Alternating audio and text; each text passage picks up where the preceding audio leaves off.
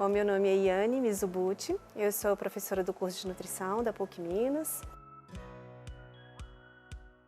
E hoje nós vamos falar um pouquinho sobre o que é o estado nutricional de pessoas saudáveis. Quando a gente pensa um pouco nesse tema do estado nutricional de pessoas saudáveis, na verdade nós estamos falando de um conceito que ele é muito amplo, né? Porque o estado nutricional, a despeito das características da nutrição, ele é um conceito que envolve outras áreas das ciências, né?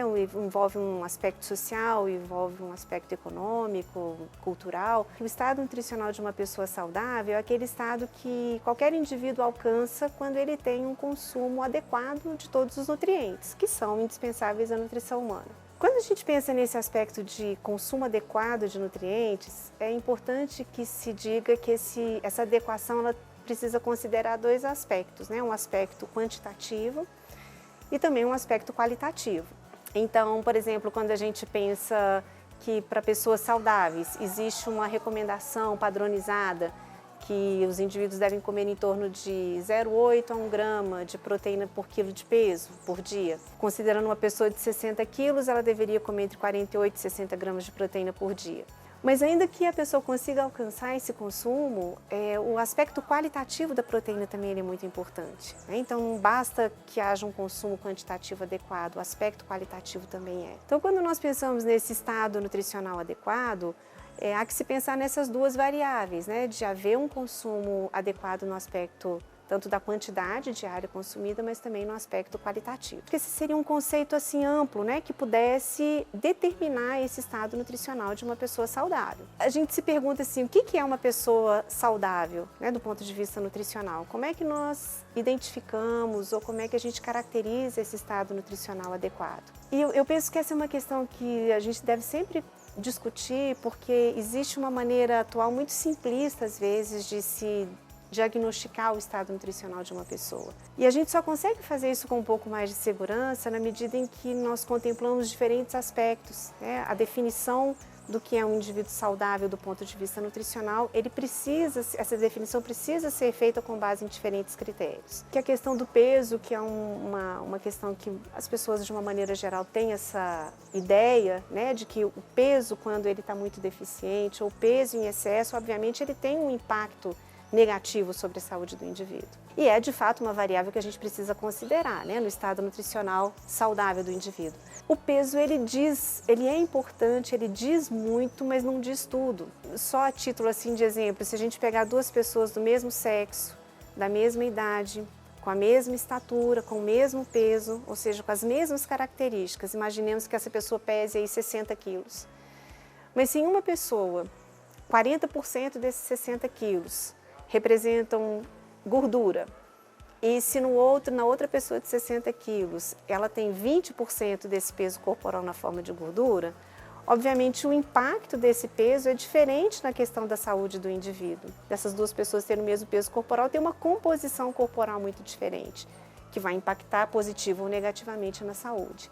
Então, quando a gente pensa no peso, que é uma discussão muito corriqueira, né, do dia a dia, dentro do ambiente acadêmico e também dentro de um grupo de pessoas que são mais leigas, isso diz muito, mas não diz tudo, ela não é determinante. Então, além do peso, para a gente avaliar um indivíduo e saber se ele tem um estado nutricional adequado ou não, a gente precisa conhecer um pouco da composição corporal. Muitas vezes eu tenho uma pessoa que eu conheço o peso, eu conheço a composição corporal, acho então que ali está tudo bem, mas quando eu vou fazer uma avaliação, por exemplo, de um exame de sangue, eu vejo ali uma glicose um pouco alterada, né? Eu vejo que o colesterol está um pouquinho alterado. A despeito do peso está ótimo, né? Então você observa a pessoa, faz as medidas, que é o que a gente chama da antropometria, né? Que é a medida do corpo do indivíduo. Você vê que está tudo dentro de um padrão ou de uma referência que é considerada ideal. Mas quando você olha lá para o exame bioquímico, você vê que ali tem alguma coisa que te sugere, né, um risco à sua saúde. Então não dá para a gente determinar um estado nutricional só com base no que a gente enxerga, no fenótipo, né? É preciso também fazer essa avaliação bioquímica. E no aspecto da nutrição, a gente também precisa incluir a questão do consumo alimentar. Porque partindo desse exemplo de uma pessoa que tem um peso adequado, que eu observo e vejo que não há nada que aparentemente me implique em algum risco, mas quando eu faço uma avaliação do consumo alimentar, eu vejo que essa pessoa tem um padrão de consumo alimentar inadequado. e que sim, ali já tem um comprometimento da saúde. Pode ser que ainda não tenha impactado nos exames bioquímicos, pode ainda não ter impactado nas medidas corporais, mas que se o indivíduo mantiver esse padrão de consumo alimentar, obviamente ele perde também essa questão da saúde. A gente definir o estado nutricional de uma pessoa saudável implica necessariamente na observação desses diferentes critérios, né? A gente não pode ter uma visão muito simplista, simplesmente com base em algumas medidas, porque isso de fato não reflete essa condição de saúde. E aí nós precisamos pensar assim, como é que a gente alcança isso, né? Então a gente começou falando que era com base no consumo adequado de nutrientes. Nem sempre as pessoas têm acesso a esses nutrientes, né? A gente sabe que especialmente nos dias de hoje os alimentos nem sempre estão acessíveis, seja por uma questão de custo, seja por uma questão da própria disponibilidade, de haver o alimento disponível nos locais, né, de distribuição. E aí uma das estratégias que talvez a gente possa pensar seja no aproveitamento integral dos alimentos. Optar sempre pelos alimentos da safra, que tendem a ser alimentos mais baratos, né, e aí isso facilita o acesso do ponto de vista financeiro.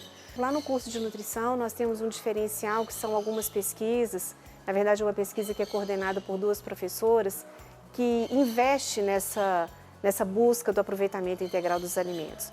Mas não é pensar só assim, eu vou aproveitar a casca, eu vou aproveitar a semente, fazer aquela mistura ali e dar para a pessoa consumir, né? Essa pesquisa ela busca fazer o aproveitamento integral dos alimentos e desenvolver preparações com o aspecto gastronômico, com o apelo gastronômico, né? Então, e ali nesse aproveitamento integral, além de conseguir fazer com que o alimento ele possa ser totalmente utilizado, via de regra existem nessas partes que a gente descarta dos alimentos compostos que são muito benéficos para a saúde, né? Então nós temos muitos compostos bioativos, muitos fitoquímicos, muitas fibras que na maior parte das vezes são desprezadas pelas técnicas culinárias comuns. A ideia de se pensar no aproveitamento integral dos alimentos talvez seja uma estratégia importante para garantir aquelas pessoas que têm um pouco mais de dificuldade de acesso pelo custo, né, de fazer com que esse rendimento seja maior e até mais saudável, e também para aquelas pessoas que talvez o aspecto financeiro nem seja o mais relevante, mas utilizar daquilo que é mais significativo do ponto de vista nutricional. Temos um grupo de pessoas que já são mais sensíveis a essa questão do aproveitamento integral dos alimentos, do desenvolvimento das técnicas culinárias que permitem esse aproveitamento visando não só o alimento, mas também esse aspecto nutricional. Mas nós também ainda temos uma boa parte da população que opta por aqueles alimentos que são mais processados, mais industrializados, porque de fato, quando você decide por fazer um aproveitamento integral dos alimentos, isso pressupõe um pouco mais de trabalho, vamos dizer assim, né? Porque você tem o investimento de tempo na aquisição do alimento, da higienização, do preparo, do desenvolvimento das receitas. E a gente também tem uma parcela importante ainda da população que é um pouco resistente, aí não é nenhum julgamento, mas a gente entende que de fato nem todo mundo tem acesso ou tem essa facilidade do tempo de investir nessas técnicas de preparo, né, e que ainda usam muito dos alimentos processados, né, porque nós ainda temos uma parcela muito grande de pessoas que ainda são daqueles alimentos mais processados e mais industrializados. Os suplementos alimentares, a indústria dos suplementos ela vem crescendo. Obviamente que isso é reflexo da demanda, né? Se há um crescimento da indústria, porque há um mercado crescente, cada vez mais crescente nesse sentido. E sim, os suplementos eles são um recurso terapêutico importante, muito importante, especialmente quando se pensa na nutrição mais clínica, naqueles indivíduos que não conseguem fazer um consumo alimentar adequado por uma série de razões. Então, os suplementos eles são, de fato, uma estratégia importante no tratamento das pessoas. E mesmo naquelas pessoas que não têm algum problema clínico, mas que exatamente no sentido da gente conseguir garantir a saúde, às vezes é uma pessoa que ela não consegue, pela própria dinâmica de vida, consumir tudo aquilo que é necessário ao longo do dia, ao longo das semanas. O suplemento, ele cumpre um pouco com esse papel de cobrir essa lacuna que às vezes falta numa alimentação dentro de um padrão de normalidade. O benefício ele é maior do que o que a gente tem de potencial problema, que é uma certa banalização na prescrição desses suplementos ou na utilização desses suplementos. Muitas pessoas na busca de uma solução imediata ou na comodidade de não modificar o seu padrão alimentar, optam por fazer uso de um suplemento e aí nós entendemos que isso não tem fundamento, né? E aí torna-se um risco, porque o suplemento ele vem cobrir aquilo que está deficiente e muitas vezes ele passa a exercer uma certa toxicidade pelo excesso, né? Porque não há indicação da pessoa fazer uso daquele suplemento. Por exemplo, é muito comum a gente às vezes ver pessoas que têm um padrão alimentar muito fora daquilo que é considerado adequado. Então, de um consumo elevado de gordura saturada, por exemplo, e aí decide por fazer o uso de um suplemento alimentar porque acha que vai haver uma proteção ali contra um possível risco de uma doença cardíaca, por exemplo, né? Ou aquelas pessoas que são fumantes e não abandonam o uso do cigarro, mas fazem uso do suplemento para trazer uma proteção para a função pulmonar. Questão dessa prescrição muito superficial e sem haver uma indicação de fato bem avaliada, existe um potencial risco. Mas eu ainda acredito que os suplementos eles sejam muito mais benéficos do que esse apelo que o marketing muitas vezes faz para uma utilização que não tem uma atividade tão bem estabelecida.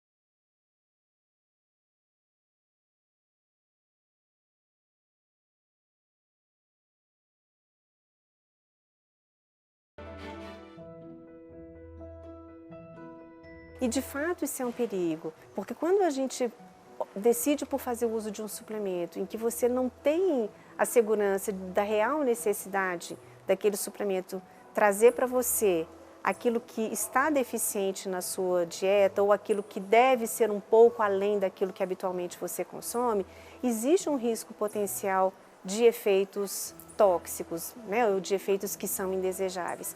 E as pessoas muitas vezes têm uma falsa ilusão de que se não fizer bem, mal também não faz. Na verdade não é assim.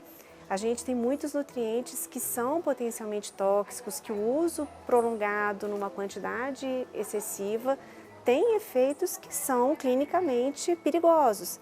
Então eu acredito que a grande questão da suplementação seja essa facilidade muitas vezes que as pessoas têm de aquisição sem haver uma prescrição adequada. Por exemplo, da questão assim, dos efeitos tóxicos, nós temos os suplementos de vitamina, que hoje são muito comuns e muito prescritos e muito consumidos. Dentre todas as vitaminas que a gente precisa consumir diariamente, nós temos algumas que são potencialmente tóxicas. Então, por exemplo, vitamina A é uma vitamina que é indispensável, é necessário que a gente consuma diariamente, mas que o excesso dela tem uma repercussão clínica importante. Então, existe desde complicações que são de caráter mais agudo, uma certa indisposição gástrica, um pouco de náusea, um pouco de diarreia, de vômito, mas também existem complicações de caráter crônico, podem culminar, por exemplo, num câncer hepático, por excesso de vitamina A.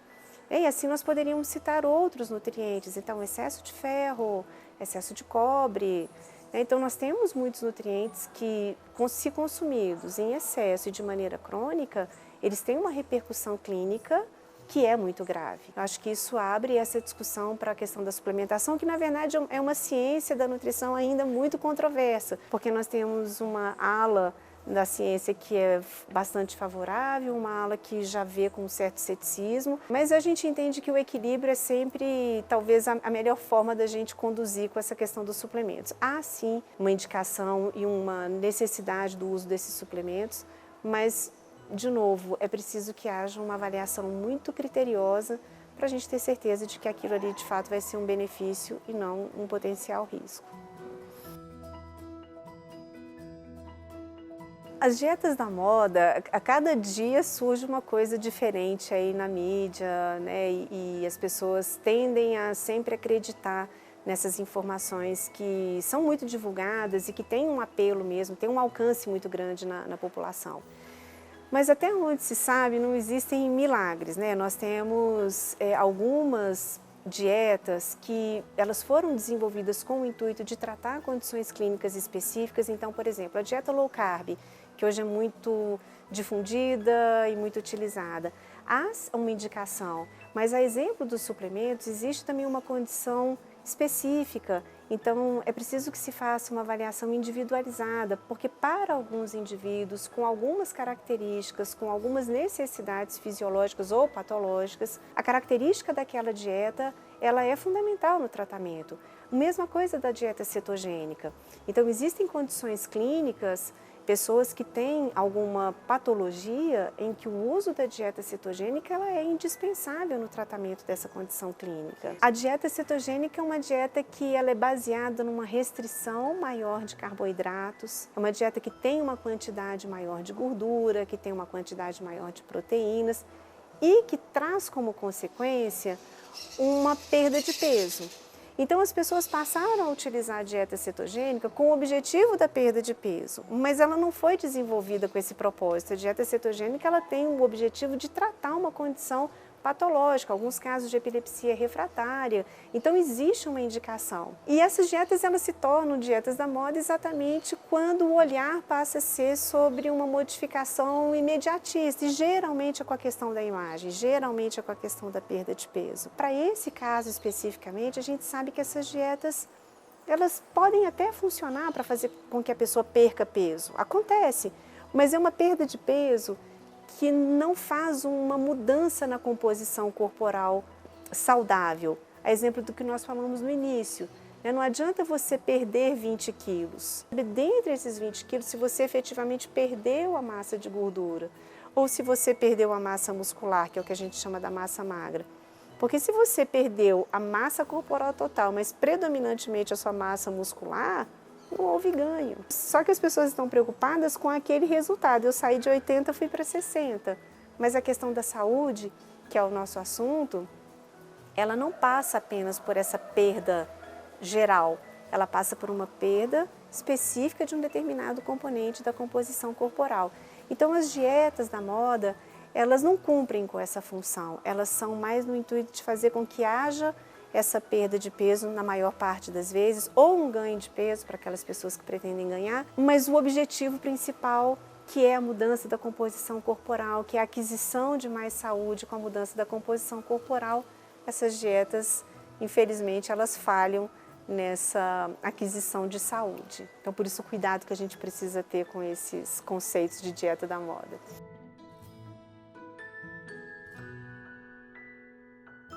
A Prefeitura de Belo Horizonte, ela tem investido muito no desenvolvimento dessas categorias, tanto da alimentação escolar de crianças, né, da escola básica, como também na própria na escola de adultos, mas existem algumas dificuldades também para fazer uma adequação de cardápio que seja um cardápio que a gente pudesse considerar como um cardápio, vamos dizer assim, ideal. Há uma preocupação hoje, sim, para que a alimentação escolar ela seja uma alimentação mais adequada, balanceada, até porque desenvolver nas crianças uma educação alimentar e nutricional é muito importante, porque esses hábitos alimentares eles se formam na primeira infância. Então hoje as escolas são mais sensíveis a isso, inclusive as escolas públicas e inclusive aqui na cidade de Belo Horizonte.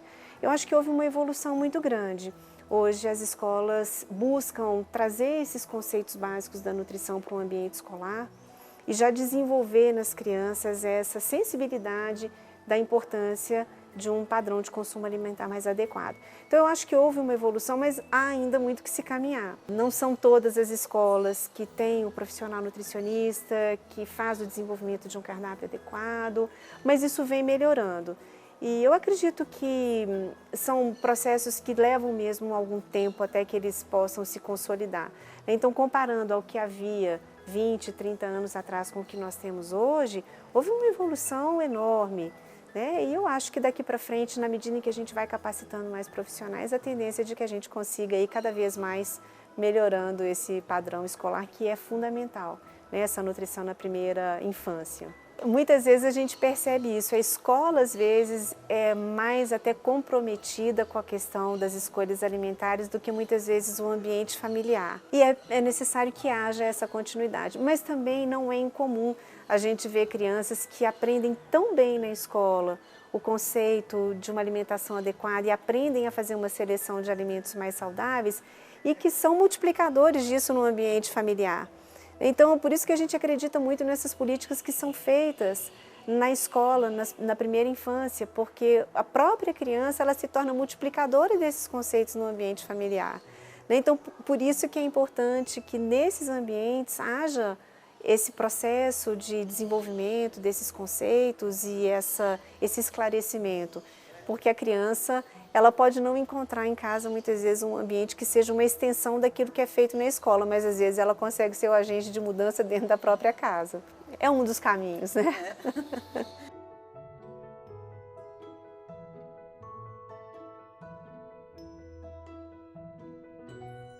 O curso de nutrição na PUC Minas, eu acho que é um curso diferenciado. A começar da própria estrutura, nós temos uma estrutura física muito boa, então isso capacita os professores ao desenvolvimento de aulas que são muito produtivas. O curso de nutrição é também, dentro da filosofia da instituição, um curso muito voltado para o aspecto humanista. Então nós temos, por exemplo, uma clínica de nutrição que atende gratuitamente pacientes ou indivíduos, tanto o atendimento individualizado como também o atendimento em grupo. É um curso que tem essa preocupação muito voltada para o social, que faz um atendimento individualizado. As pessoas elas saem de lá com um plano alimentar feito, pensado, desenvolvido para o indivíduo que foi buscar o atendimento lá na PUC Minas, que junto com a pesquisa traz esse tratamento que é mais robusto, né? Então nós pegamos o indivíduo que busca a clínica e a gente atende desde a primeira consulta até o desenvolvimento do plano alimentar, as práticas em educação nutricional. O curso da PUC Minas ele é um curso que dentro da filosofia da instituição humanista ele cumpre muito bem com esse papel. Eu acho que como qualquer profissional da área da educação, independentemente de ser da área da saúde ou não, eu entendo que o nosso papel é um papel de abrir os caminhos para que os alunos possam, por si mesmos, buscar o conhecimento e aprimorar e especializar dentro de uma determinada área. Mas dentro da área da saúde, eu entendo que esse compromisso ele é ainda um pouco maior, né? Porque nós estamos trabalhando com a questão da saúde dos indivíduos, a saúde da população. Que o papel de qualquer professor da área da saúde é um papel que, além, obviamente, do conhecimento técnico, e eu entendo que essa é a nossa função básica, de trabalhar com excelência esses conceitos técnicos, mas é também da gente desenvolver nos alunos esse senso crítico, né, para que eles possam, a partir de uma formação sólida, de uma boa formação técnica, eles possam ter esse senso crítico e serem profissionais que se comprometam mesmo com a questão da saúde em primeiro lugar, né, e não com esses conceitos que muitas vezes são conceitos que ganham uma amplitude muito grande, mas que têm pouca consistência. Então, acho que esse talvez seja o nosso desafio maior.